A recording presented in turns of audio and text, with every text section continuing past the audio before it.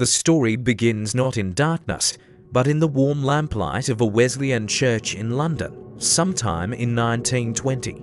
Norman Thorne was 18, earnest, lanky, and serious about God. He worked as an apprentice electrician and volunteered as a Sunday school teacher, which said something about the kind of young man he believed himself to be.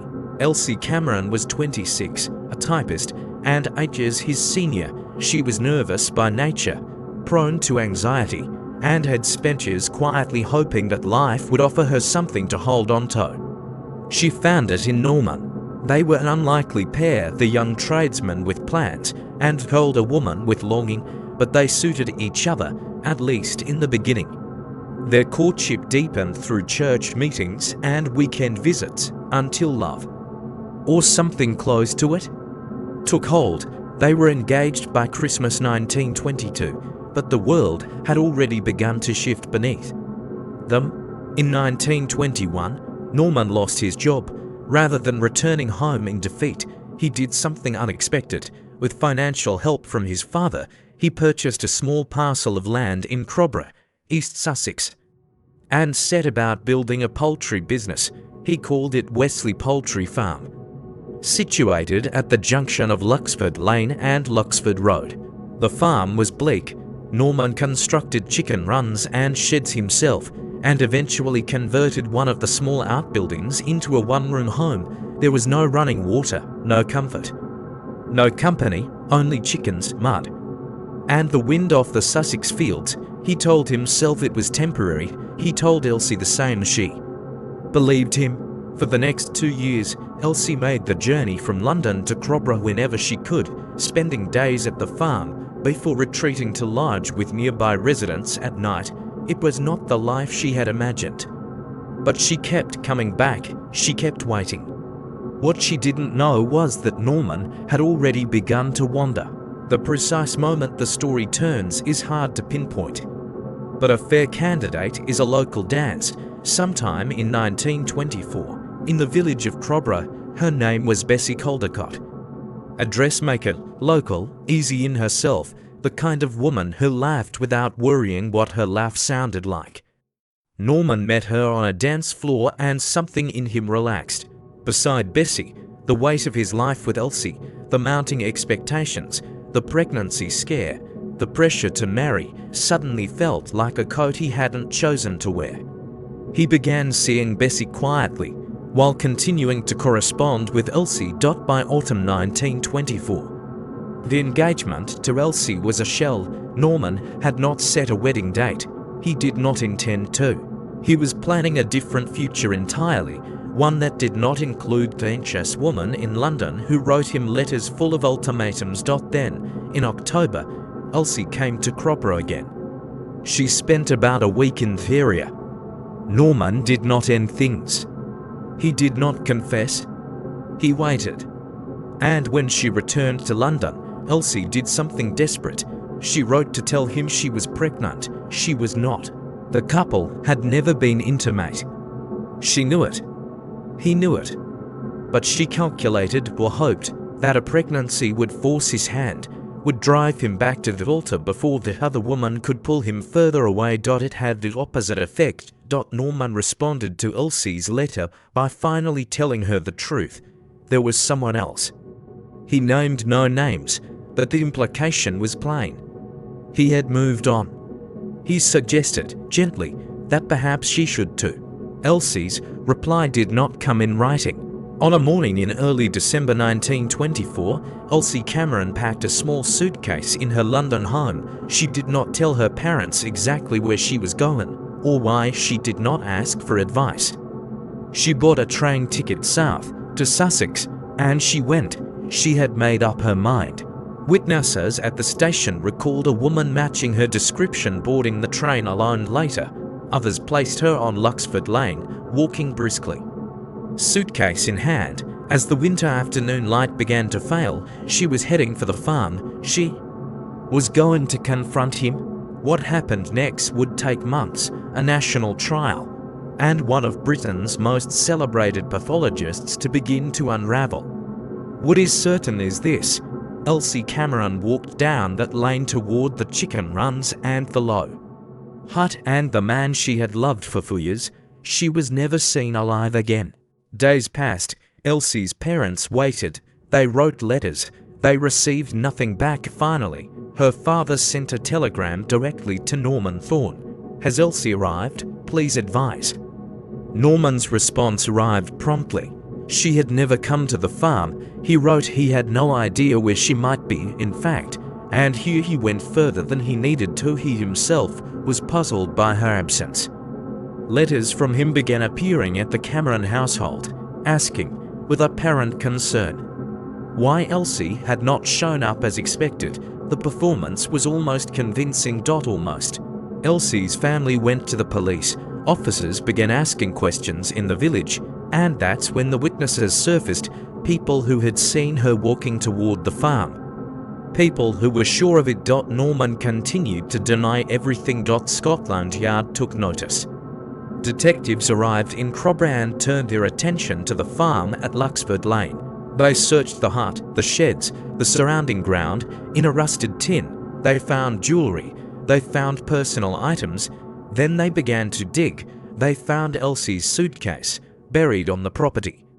Norman Thorne was arrested in January 1925. In custody, Norman held his original story for as long as he could. Then, confronted with the evidence, he broke. He admitted that Elsie had come to the farm. But he insisted, with great force, that he had not killed her.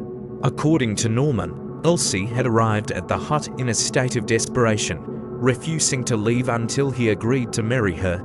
They argued for hours. Eventually, Norman told her that the relationship was over, that he intended to be with someone else, that there was nothing left between them. Then he left. He went to the local railway station, where Bessie Caldicott and her mother were waiting, and spent that evening with them. When he returned to the farm, he said the hut was dark. He stepped inside and found Elsie hanging from a beam by a clothesline, dead. He didn't scream for help, he said. He didn't run for a doctor. He stood there in the firelight and thought about how it would look. He thought about the other woman. He thought about the fake pregnancy and the demands and the arguments. He thought about how none of it would matter, how they would hang him regardless. And so he made his decision. He cut the body down, using a hacksaw. By the light of a small fire, he dismembered Elsie Cameron's remains. Then he buried them beneath the chicken runs. Police followed his directions and excavated the site. They found her scattered, concealed, hidden beneath the earth of the poultry enclosures. Whether she had hanged herself or been beaten to death would become the central question of one of the decade's most gripping murder trials. The trial of Norman Thorne opened in March 1925 at Lewes Assizes before Mr. Justice Finlay. The prosecution's case was methodical. Norman had motive, a relationship he desperately wanted to escape. He had means, the isolated farm, the hacksaw, the buried ground, and now the forensic evidence was about to speak. The man who took the stand for the prosecution was Dr. Bernard Spilsbury, pathologist, establishment figure, and arguably the most formidable expert witness in British legal history. Juries listened to Spilsbury the way they listened to no one else. He was precise, he was unruffled, and his conclusions were devastating. Spilsbury testified that Elsie's remains showed evidence of significant bruising and a severe blow to the head, injuries consistent with a violent assault, not suicide. More damaging still, he noted the absence of physical signs typically associated with death by hanging. No marks consistent with ligature suspension. No evidence on the beams that a rope had ever been secured there. In his expert opinion, Elsie Cameron had been beaten to death. Before we continue, ensure you like and subscribe to the channel for more amazing uncoverings. The defense fought back. They produced their own medical witnesses who argued that Spilsbury's conclusions were not as certain as he claimed. They pointed out that dismemberment itself could obscure evidence of hanging. They reminded the jury that the burden of proof lay with the prosecution. And that doubt, reasonable doubt, should be enough to spare a man's life. Norman himself maintained his innocence. Elsie had been alive when he left the farm. She had taken her own life in despair. He had panicked, acted in terror, made the worst decision of his life, but he was not a murderer. The courtroom was packed. Newspapers covered every word. Among those following the case with intense interest was a famous local resident, Sir Arthur Conan Doyle, creator of Sherlock Holmes, who lived not far from Crowborough and publicly questioned whether the evidence was truly conclusive. The jury took it all in on the 16th of March 1925 after deliberating. They returned their verdict guilty. An appeal was filed. It failed on the morning of the 22nd of April 1925. Norman Thorne was led to the gallows at HM Prison, Wandsworth, London. He was hanged. It was Elsie Cameron's 27th birthday. Whether the date was a coincidence or the final bitter punctuation of a story that had never offered her anything she deserved, no one recorded. The fact simply sat there, silent and devastating, in the court documents and the newspaper archives and the memory of a small town that had watched it all unfold from Luxford Lane. Crowborough returned to its quiet rhythms. The chicken farm was dismantled. The huts came down, but the question that Conan Doyle and others raised never entirely faded. Did Norman Thorne beat Elsie Cameron to death on that December night, or did a desperate, heartbroken woman make the worst decision of her own life and leave behind a man too frightened and too guilty looking to survive the consequences? The truth, if it was ever fully known, went into the ground with her. If this story stayed with you, please consider subscribing and leaving a comment below. I genuinely read every one. The next case is already in production and it is one you will not see coming. Thank you for watching.